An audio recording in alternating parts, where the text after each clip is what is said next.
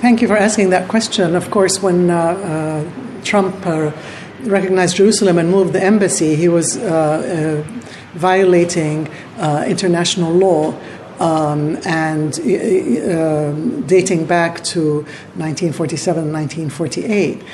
And there is definitely a role for the European Union to play if they are willing and able to play it, which is, so far, none of them have backed, obviously, the move. And they've they've issued a statement objecting to it.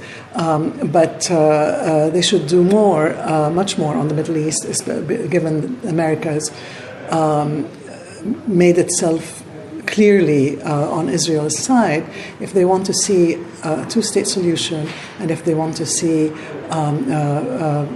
peace come to the region, along with justice and equality, which are the two characteristics that are essential for peace, then they need to play a role, first by, I think, putting some pressure on Israel to give up its occupied territories, and then also not recognizing Israel's moves towards its own citizens, Palestinian citizens, which are now being discriminated against.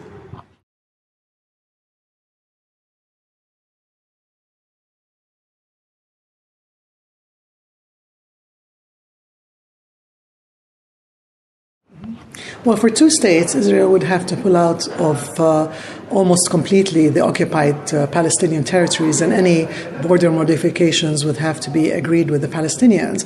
But of course, and it would have to recognize a sovereign Palestinian state.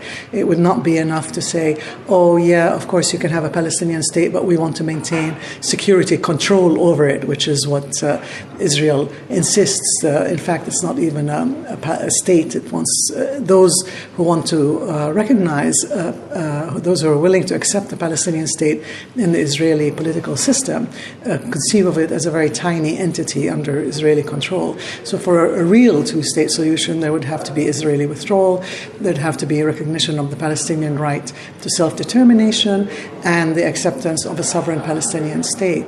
But for a final sort of a conclusion of the conflict, there would also have to be equality for the Palestinian citizens of Israel, and there would have to be recognition of the